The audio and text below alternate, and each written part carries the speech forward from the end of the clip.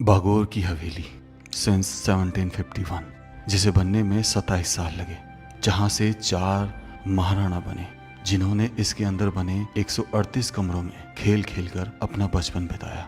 लेकिन इस हवेली का 1947 के बाद सब कुछ छिन गया। क्या हुआ था ऐसा? जिस हवेली ने महाराणा सज्जन सिंह को पैदा किया, वो सज्जन सिंह जिन्होंने सज्जनगढ़ का निर्माण कराया और जो बहुत विद्वान थे। जब इस हवेली की कहानी सुनोगे तो शायद पछतावा होगा, जिसे सुंदर पिछोला झूल छूती हो। लेकिन सब कुछ 1947 के बाद बदल गया। जानना चाहोगे क्या हुआ था ऐसा? सच है पर थोड़ा कड़वा है। चलिए शुरू करते हैं। राम राम सर सभी को। खम्मा गणिसा राजस्थान, मेरा देश मेरा भारत। दोस्तों, इस वक्त मैं उदयपुर हूँ। ये सामने पिछोला झील और त्रिपोलिया दरवाज़ा आपको दिख रहा होगा, और इधर ही साइड में 60 रुपये की टिकट के बाद आप इसमें प्रवेश करते हैं। ये है भागौर की हवेली। सन 1751 से और 1778 के बीच में बनी ये हवेली, जिसको बनने में 27 साल लगे, 138 कमरों की है। 138 कमरे, मतलब बहुत बड़ी हवेली है। इसको बनवाया था अमर सिंह बड़वा ने, जो उस समय मेवाड़ के प्रधानमंत्री हुआ करते थे। आ जाइए, इसको अंदर से देखते हैं। और यहाँ पे लेफ़्ट और राइट हैंड दरवाजे के पास जो तोपें रखी हुई, सुंदर गज़ब की तोपें हैं भाई ये। चलिए तकरीबन 275 साल पुरानी इस हवेली में प्रवेश करते हैं। ये भागौर की हवेली बेसिकली, ये देखो क्या सुंदर हवेली है। सामने आप देख रहे हो डिज़ाइन को, कार्विंग को, पत्थरों की कार्विंग को। कभी कभी ऐसा लगता है कि एक ही चट्टान को काट के बनी है, लेकिन भाई मानना पड़ेगा। आ जाइए, यहाँ पे इधर राइट हैंड से, लेफ्ट हैंड से शुरुआत करेंगे हम, इधर से चलते हैं। जैसे हम इस हवेली के चौक में प्रवेश करते हैं तो बाईं तरफ एक शस्त्रागार होता है, और इस शस्त्रागार को देखकर इस हवेली ने जिन 4 महाराणाओं को जन्म दिया, उन्हीं के शस्त्र अंदर होंगे, यही सोच कर गया था। लेकिन एक महाराणा ऐसे थे जिनके शस्त्र भी, अस्त्र भी रखे हुए थे, जिनके नाम से हम जीते हैं। जानना चाहते हो वो कौन है? इसमें महाराणा प्रताप सिंह द्वितीय पहले महाराणा, उसके बाद महाराणा राज सिंह द्वितीय, महाराणा अरि सिंह और महाराणा हमीर सिंह, ये सब इसी हवेली में बड़े हुए थे। और उन्हीं के शस्त्रागार में हम अंदर देखने चल पड़े। हालात में हो गई थी। यहाँ पे ये संग्रहालय दिखाया गया है, तलवार, भाले और सुरक्षा कवच जो लोहे का बनता था, पहना करते थे। और ये जितने भी आप सामान देख रहे हैं इधर, ये ज़्यादातर महाराणा प्रताप या उनके वंशजों के हैं। जैसे ये महाराणा स्वरूप सिंह का है, ये महाराणा शंभू सिंह के हैं हथियार। ढाल देखो कितनी सुंदर है। और ये महाराणा प्रताप के हथियार हैं। अगर आप देखेंगे सुरक्षा कवच वगैरह, बंदूक वगैरह, भाले से ज़्यादा लड़ते थे, वो भाले से बहुत प्रिय था। धनुष भी ताकते थे। तक लगभग 35 किलो का सामान अपने शरीर पर लद कर फिर चलते थे। ये देखो ताला उस ज़माने का, कितना बड़ा ताला है, और मतलब कैसे काम करता था। बड़े दरवाजे पे एक छोटा ताला भी लगा हुआ है साइड में, अलग अलग तरीके के। और ये महाराजा सज्जन सिंह के हथियार थे। तो जैसे जैसे जो राजा रहे इस हवेली के टाइम पे, उनके हथियार वगैरह यहाँ पे लगा दिए गए हैं। इस शस्त्रागार से बाहर निकलकर हम उस राजशाही विभाग का पैनोरमा देखने के लिए अंदर बढ़ते हैं कि राजशाही शादी कैसे होती थी। लेकिन सुनने में आता था कि यहाँ पर 2 सुंदर मोर हैं, जिन पे पेट्राड्यूरा यानी पत्थरों की सुंदर नक्काशी, जिन्हें दीवार पर लगाया जाता है। एक तरीके से पत्थरों की जड़ाई, जो कि इसके जनाना महल में स्थित थी। इसमें जनाना महल और मर्दाना महल 2 बनाए गए थे। तो चलिए अब देखते हैं राजशाही शादी कैसे होती है। जैसे यहाँ पे राजा रानी और उनके सेवकों को दर्शाया गया। हाथ में कुछ शायद बुक है, शायद मेरे हिसाब से पंडित जी शुभ मुहूर्त निकाल रहे हैं। यहाँ पे ये शहनाई वादक हुआ करते थे। फ़िलहाल इनकी शहनाई शायद गायब हो चुकी है। शहनाई होती थी इनके पास। यहाँ पे ये सवारी लेके घोड़े पर निकलते हुए राजकुमार या राजा कहें उस समय के, तो वो दिखाया गया। इस तरीके से बारात निकलती थी, जिसमें घोड़े, हाथी, सामंत, जागीरदार सब हुआ करते थे। ये मेरे हिसाब से दरवाजे पर जब टीका वीका किया करते थे, पूजा किया करते थे राजा साहब का, वो दृश्य जो उनकी सासू माँ करती थी, सासू आरती जिसे बोलते हैं। आगे आने के बाद यहाँ से थोड़ा सा नीचे उतरते हैं। ये राष्ट्रीय शादी को दर्शाया गया पूरी तरीके, होली लगभग वैसे ही है। इनमें बस ये होता था कि अपनी तलवार लेके बैठते थे हवन में। ये शादी का मंडप दिखा रखा है, और शादी के मंडप में देखो जो उनका सुर, उसके पास तलवार ज़रूर है, और ये फेरे दिखा रखे हैं। आ जाइए। यहाँ पे आने के बाद ये एक तरीके से फल खिलाने का, कि जैसे नाश्ते वास्ते में या फिर जैसे आते हैं उस समय जो चीज़ें खिलाई जाती हैं, ये यहाँ पे वापस से कवर कलेवा हो रहा है। ये बेसिकली यहाँ पे अभी कलेवा किया, यहाँ पे ये वादन कर रहे हैं। कलेवा मतलब नाश्ता ही होता है एक तरीके से। ये किसी राजा की फोटो है। हाँ, निकल रहे हैं अपन। अब देखो ये जो खेल है ना, ये शादी के बाद आपने देखा होगा ना, अंगूठी डाल के टोकरी में खिलाते हैं दूल्हा दुल्हन को। तो ये जूहा जूही का खेल है। इसमें मतलब वही गेम चल रहा है कि कैसे खिलाया जाता है शादी के बाद राजा और रानी को, जुआ जुही का खेल। यहाँ पर पालकी में रानी की विदाई, वो दृश्य है।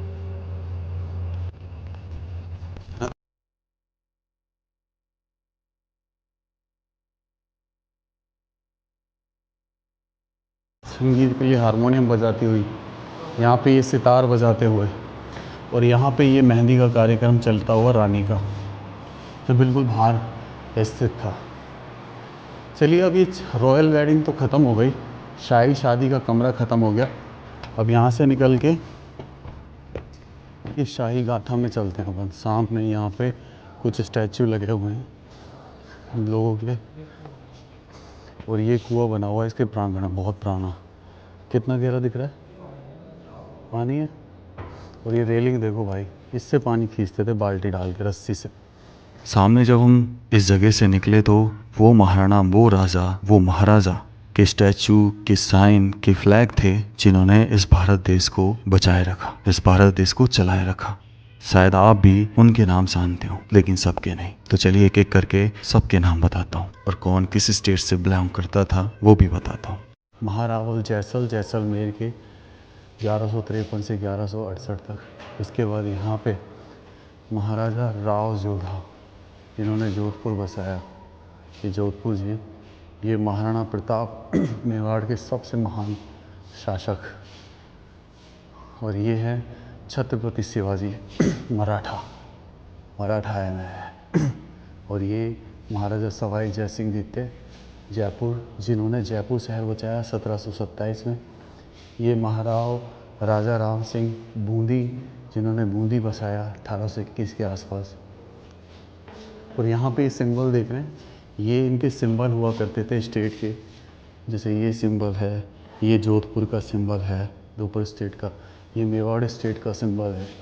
ये यहाँ पे मराठा स्टेट का सिंबल है, जिस पे एक पंक्ति लिखी होती थी। ये जयपुर स्टेट का सिंबल है। ये यहाँ पे देखेंगे बूंदी स्टेट का सिंबल है। इधर ये किशनगढ़, जयपुर के पास जो स्टेट है, उसका सिंबल। नीचे बड़ौदा का सिंबल। यहाँ पे देखेंगे तो कच्छ स्टेट, और नीचे बीकानेर स्टेट का, ये सारे सिंबल हुआ करते थे। ये नवनगढ़ स्टेट, और ऊपर अगर आप देखेंगे तो अलवर स्टेट, जो पुराने समय में मत्स्य नगर के नाम से जाना जाता था। महाराजा पृथ्वी सिंह, जो कि जिन्होंने किशनगढ़ बसाया, ये बड़ौदा के शासक है। सयाजी राव गायकवाड़ महाराजा, जिन्होंने बड़ोदरा बसाया। और ये है महाराजा धीराज विराज महाराव, कच्छ बजवाया इन्होंने। और ये है गंगा सिंह महाराज, जिन्होंने बीकानेर बसाया। ये है महाराजा जयसिंह प्रभाकर, इन्होंने हालांकि जयपुर को नहीं बसाया, पर काफ़ी पॉपुलर थे अपने शासनकाल में, और बहुत स्ट्रॉन्ग शासनकाल था ब्रिटिश में इनका। और कर्नल रणजीत सिंह विभाजी, जो नवनगढ़ के शासक थे। ये इनके फ्लैग हुआ करते थे। बूंदी स्टेट का सिंपल ऐसा फ्लैग, मराठा का वैसा फ्लैग हुआ करता था। जयपुर का वो पंचरंगा फ्लैग हुआ करता था। जैसलमेर का वो छतरी वाला, और मेवाड़ का ये देखो किस तरीके से मेवाड़ का ये सूर्य वाला फ्लैग हुआ करता था। यहाँ पे बूंदी स्टेट का एक सिंपल येलो फ्लैग, बड़ौदा का ऑलमोस्ट मुंबई के जैसा, मराठाओं के जैसा होता था। और ये किशनगढ़ का स्टेट है, जिसमें 3 रंग है, और उसके बाद कच्छ स्टेट, जिसमें इस तरीके के 2 रंगों को 5 बना के बनाया है। बीकानेर स्टेट, नवनगढ़ स्टेट और ये Alwar state, courage and confidence. तो इसमें पूरे आप देखेंगे तो पूरे स्टैचू वगैरह है। तो क्या हुआ था ऐसा 1947 को? जब आपने इस हवेली को देखा होगा तो ये आपको एकदम नई प्रतीत हुई होगी, लेकिन हकीकत बात तो ये है कि तकरीबन 275 साल पुरानी है। जब हमारा देश आज़ाद हुआ था 1947 में, तो ये बागोर की हवेली गवर्नमेंट में चली गई थी और उसी समय इसे सरकारी लोगों का आवास बना दिया और वहीं से सब गड़बड़ हो गया। 40 साल 1947 से लेके 1986 तक ये एक सरकारी आवास रहा और उस समय ये बिल्कुल जर्जर हो गई, अपनी प्राचीनता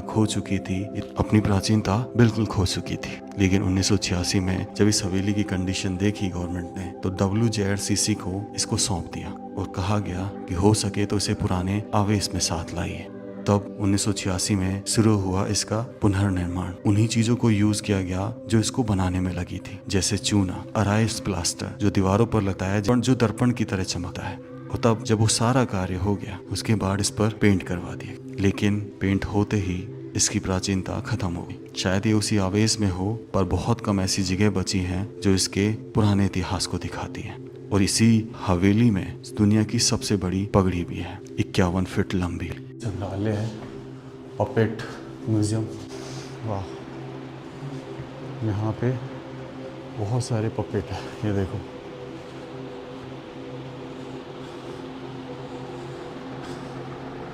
सारे जितने भी राजा हैं उन सब के पपेट यहाँ पर है। इनका एक कार्यक्रम भी होता है, वो सब चीज़ें दिखाई गई हैं। हाथी, तो ये यहाँ पे हम अगर देखेंगे तो पिछोला झील की जो पाल है वो इससे लगी हुई है। ये सामने पिछोला झील, वाह। और ये देखो एक बुर्ज है, थोड़ा सा छोटा सा, ये बुर्ज बनाया गया है इसमें। और यहाँ से देखो किस तरीके से पाइपलाइन जा रही है, देख रहे हो आप। और ये छोटे छोटे जो पॉइंट्स बने, चौकीज, इनके नीचे से जा रही है, यानी कि कुछ ना कुछ अटैचमेंट था इनसे। वहाँ तक देखो। आज ये थोड़ा सा आगे चलते हैं। ये बीच में बना हुआ है ना भाई, छोटा सा जल महल टाइप का। वाह, गजब।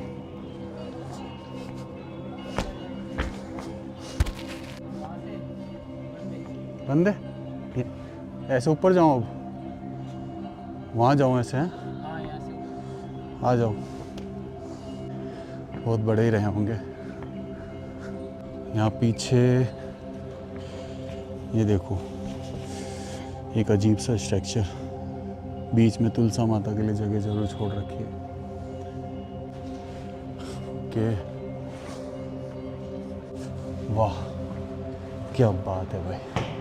ये देखो ब्लैक स्टोन से बनी हुई जगह पर आ गए हम। यहाँ एकलिंग जी महाराज हैं जिनको बप्पा रावल जी ने बसाया था।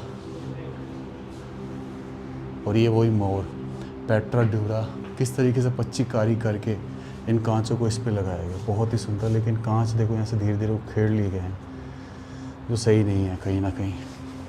ऐसे ही सिटी पैलेस में लगे हुए हैं बहुत सारे। ये बप्पा रावल जी हैं, हर्षित ऋषि द्वारा ब्लेस बताए जाते हैं। और यहाँ पर ये सिंहासन, मतलब सिंहासन तो नहीं, गद्दी कह सकते हैं, जहाँ पे राजा साहब और इधर उधर उनके छोटे सामान बैठा करते थे। बीच में ये जो लग रहा है, ये हुक्का का निशान लगता है, जो आधा इनकम्प्लीट है। इधर देखेंगे तो यहाँ पे वो हुक्का पूरा है। अंदर आके अगर हम देखें तो यहाँ पे ये देखो दरवाजे की डाट जो होती है ना, वो है ये थाल पोस है। ये भाई ये हाथों के पंखे हैं दोनों, चांदी से बने हुए।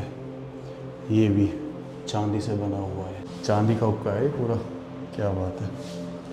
और ये मीर फर्श पीतल के बने हुए। ये गुलाब पास है इनसे, मतलब इत्र छिड़का जाता था। ये भी चांदी के बने हुए हैं। ये आप देख ही रहे हैं किस तरीके से राजा साहब यहाँ पे की गद्दियाँ हैं। ये पंखे देखो हाथों के, चांदी की इनकी डोर है। और ये आभूषण रखने, इसमें गहने रखे जाते थे, ज्वेलरी बॉक्स। ये चूने की डिब्बी हैं भाई, जो सरोतर चिमटी हैं ये। और ये पानदान है जो मोर की शेप का बना हुआ है, पीतल का। यहाँ पे ये लकड़ी का सिंगारदान, सिंगार जिसे बोलते हैं, ये भी छोटा सिंगारदान है। ये वो कपड़े हैं जरी और गोंद से बने हुए पोशाकें हैं जो पहना करती थी महिलाएं। ये बॉक्स है जिसमें सामान रखा जाता था। और यहाँ पे ये कंघियाँ हैं, लकड़ी की कंघी, लकड़ी की कंघी है भाई, ये छोटी छोटी। कुमकुम दानी, ये चांदी की कुमकुम दानी। और यहाँ पे ये सारे बर्तन हैं जो दरअसल खाने बनाने के काम आते थे उस समय, कुछ पीने के भी काम आते थे। तो ये पीतल का बना हुआ छामा है। और ये सिगड़ी है भाई जिसमें कोले वोले जलाते थे ना। पिक्चर है जिसमें हुक्का पीते हुए दिखाया गया है रानी को। ये बड़ी सिगड़ी, ये पानी की टंकी, ये देखो। चलिए इस बगड़ी हवेली के चारों तरफ घूमते हैं। ये देखो कितना बड़ा कलश है भाई, हैं तांबे का। ये महाराणा सांगा जिनकी एक आंख 80 घाव थे शरीर पर, एक पैर एक हाथ, ये सब घायल होने के बाद भी लड़े थे। ये मीरा भाई जो कृष्ण की भक्ति करती हैं, जिनका मंदिर चित्तौड़गढ़ में है। यहाँ पे आने के बाद ये चौकड़ी का गेम है जो खेला करते थे राजा साहब। ये संगीत पेटी है, इससे म्यूज़िक निकलता है, गाने बजते हैं, दिख रहे हैं आपको जिस तरह, पता नहीं वर्किंग है नहीं, और इसको वुडन म्यूज़िक बॉक्स बोलते हैं। ये देखो लैंप, लालटेन जो केरोसिन से जला करते थे। कलमदान है लकड़ी का। चीज़ें तो बहुत शानदार है यहाँ पर, मानना पड़ेगा। वाह, गंजी का ताश, ये चौपड़ हो गया गेम, ये शतरंज हो गया जो लकड़ी का बना हुआ है। ये हमारा पत्तल कीड़ा हो गया लकड़ी का।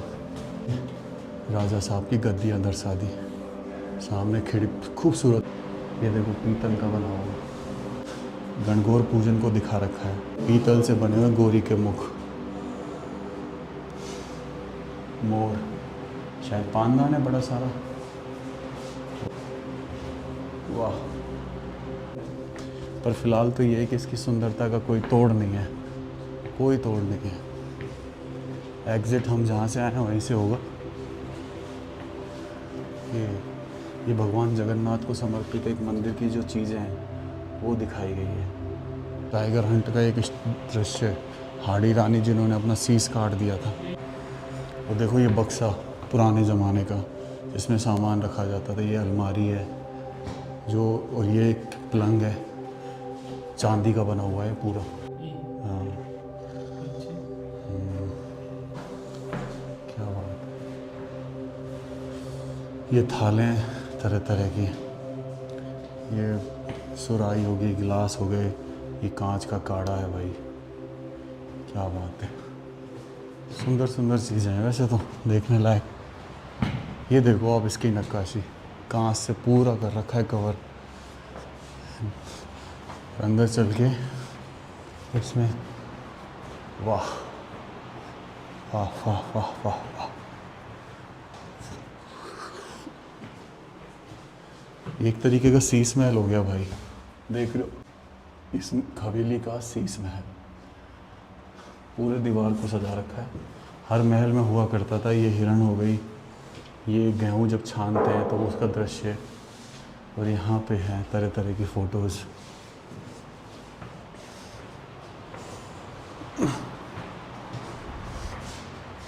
और यहाँ आके इसका एंड हो जाता है। ये जो आप देख रहे हैं ये फारसी कला है, ऐसे पैटर्न, जिगजैग पैटर्न वही बनाया करते थे। ऊपर मिरर है। ये पेंटिंग्स देखो भाई आप नीचे की,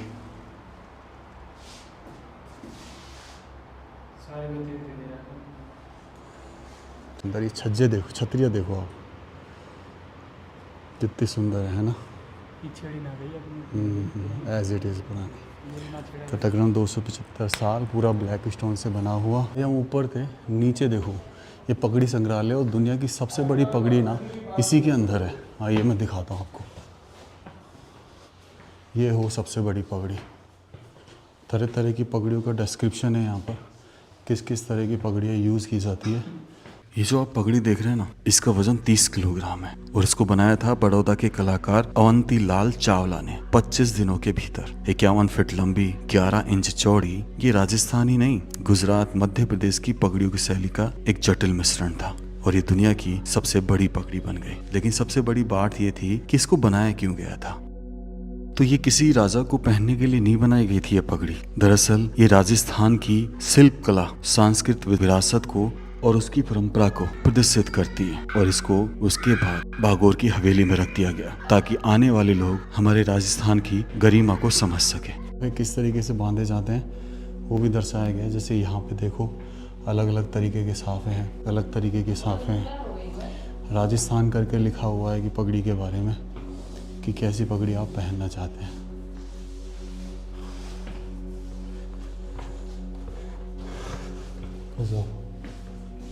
ये सब पैटर्न सुल्तानों की अलग होती थी, मराठाओं की अलग होती थी, शिवाजी।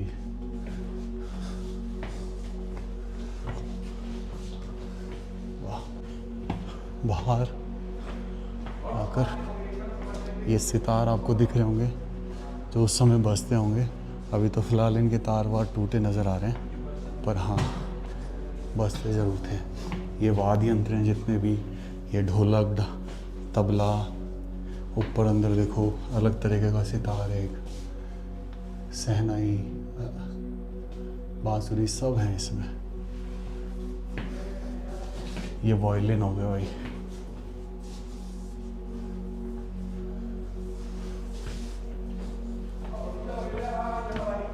उधर से ये बर्तन देखो आप। बाकी सारे कमरे बंद हैं। चलिए अब बाहर निकलते हैं यहाँ से।